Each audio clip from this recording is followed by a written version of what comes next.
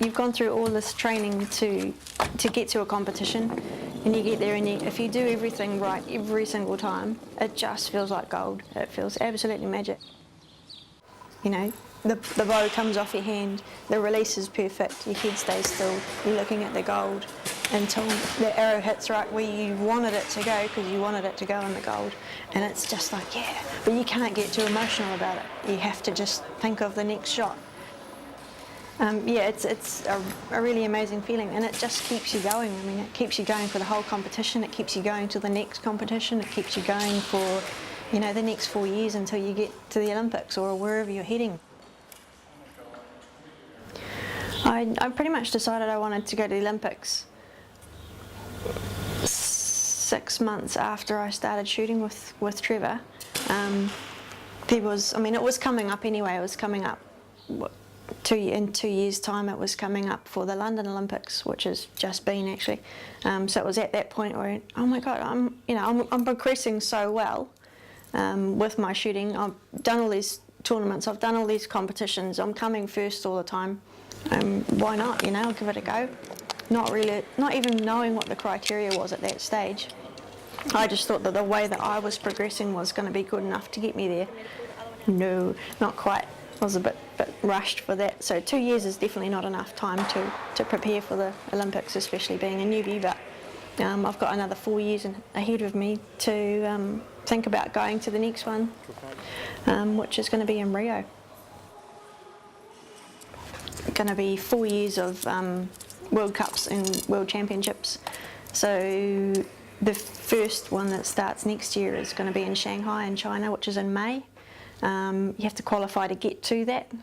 So between now and then I've got 5 tournaments to be able to potentially get those scores, or at least 5 tournaments that I've enrolled in anyway, to get those scores to qualify to go to Shanghai. I've been watching the Olympics this year, the ones that just finished in London. Been watching them on Sky. I just watched the woman shooting over and over and over again, like as much as I possibly could. Not necessarily to learn their form, but just to see the differences in their form and what reaction the arrow would have and where it would land and things like that. You know, you just get right into the mind of it to try and understand, you know, how it would be there, how much pressure they're under. I mean, you can see the pressure they were under. It's just crazy.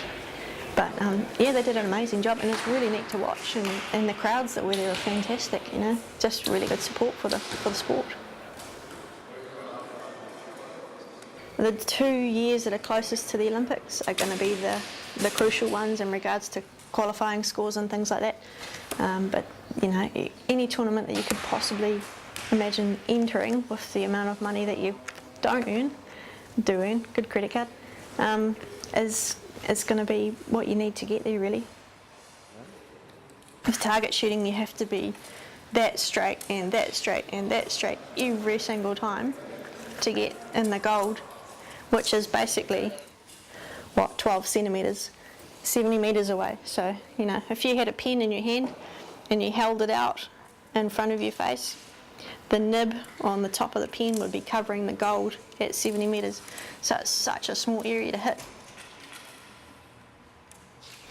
There's a huge mental game when you're shooting archery.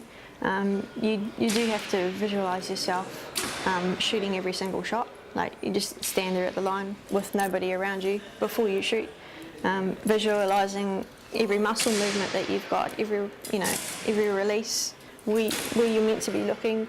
You can visualise a target down the end of the range there, and you have to visualise that arrow going into the gold, and that does help. I mean, mental imagery, we call it imagery, and it does really help.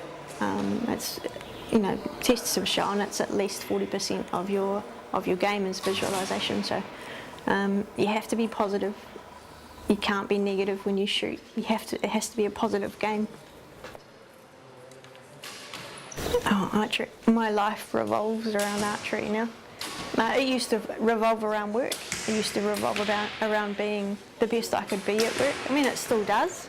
I take no prisoners at work, but archery is my life now. You know, it's such a huge part of my life. I have such a huge group of friends and family, which I shoot with, which is fantastic. And I couldn't even see myself doing anything else anymore. It's just a massive part of my life.